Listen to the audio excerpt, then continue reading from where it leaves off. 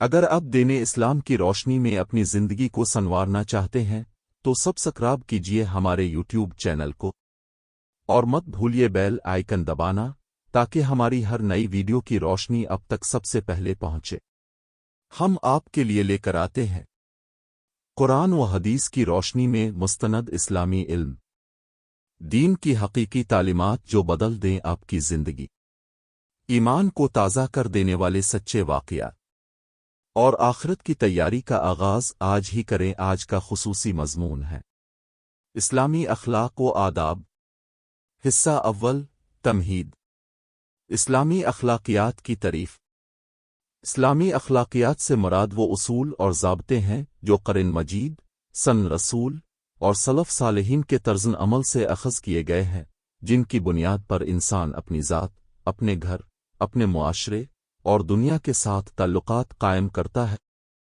یہ اخلاقیات محض اچھے اور برے کے تصور پر نہیں بلکہ واہ الہی کی روشنی میں متعین ہوتی ہے۔ اسلام میں اخلاقیات کی بنیاد صرف انسانی عقل پر نہیں رکھی گئی بلکہ اللہ تعالیٰ کے احکامات اور رسول اللہ کی تعلیمات پر رکھی گئی ہے۔ یہی وجہ ہے کہ اسلامی اخلاقیات وقت، جگہ اور حالات کی تبدیلی سے بدلتی نہیں بلکہ ہر دور میں یکساں رہتی ہے۔ اخلاق کی اہمیت قرآن و حدیث کی روشنی میں۔ قرآن مجید میں اللہ تعالیٰ نے بارہا مومن کی پہچان اس کے کردار اور اخلاق سے جوڑی ہے۔ مثلاً سورۃ المؤمنون 1:4۔ ترجمہ: یقیناً فلاح پائی ایمان والوں نے جو اپنی نماز میں خشوع رکھتے ہیں اور لغو باتوں سے منہ موڑ لیتے ہیں اور ذکر ادا کرتے ہیں۔ اس آیت میں عبادات کے ساتھ ساتھ اخلاقی اوصاف کو بھی مومن کی کامیابی کا معیار قرار دیا گیا۔ رسول اللہ نے فرمایا، نویمیا بانستال ناتے منمے میویرنمے الاخلان۔ مسند احمد۔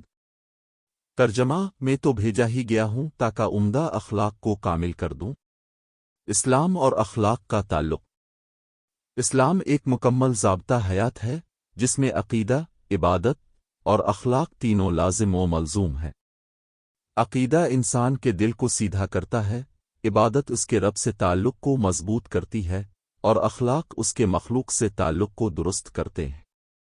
اگر کوئی شخص عبادت تو کرتا ہے لیکن اس کا اخلاق اچھا نہیں تو اسلام کی نظر میں یہ کمی ہے۔ نبی نے فرمایا، سب سے زیادہ وزنی چیز قیامت کے دن مومن کے ترازو میں اچھا اخلاق ہوگا۔ سنن ترمذی۔ حصہ دوم، اسلام میں اخلاق کی بنیاد۔ اسلام میں اخلاق محض ذاتی پسند معاشرتی رواج پر مبنی نہیں بلکہ یہ واہ الہی پر قائم ہے۔ اس کی بنیاد 3 بڑے اصولوں پر رکھی گئی ہے۔ ایک، ایمان اور عقیدہ کی بنیاد پر اخلاق۔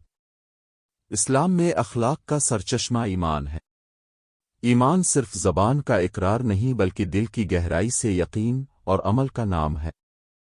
جب انسان کا دل اللہ تعالیٰ کی وحدانیت اور آخرت کے حساب کتاب پر ایمان رکھتا ہے تو وہ خود بخود اچھے اخلاق اپنانے کی کوشش کرتا ہے۔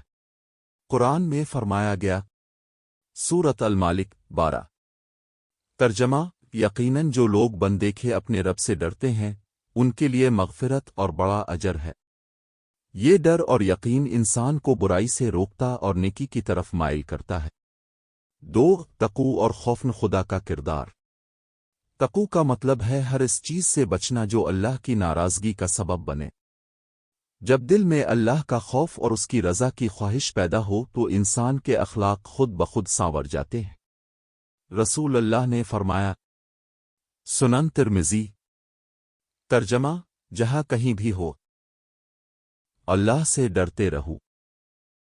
یہی تقوی اخلاقی بنیاد کا سب سے مضبوط ستون ہے، کیونکہ تقوی انسان کو صرف اس وقت اچھا بنانے کا حکم نہیں دیتا جب لوگ دیکھ رہے ہوں بلکہ اکیلے میں بھی وہی معیار برقرار رکھنے کا تقاضا کرتا ہے۔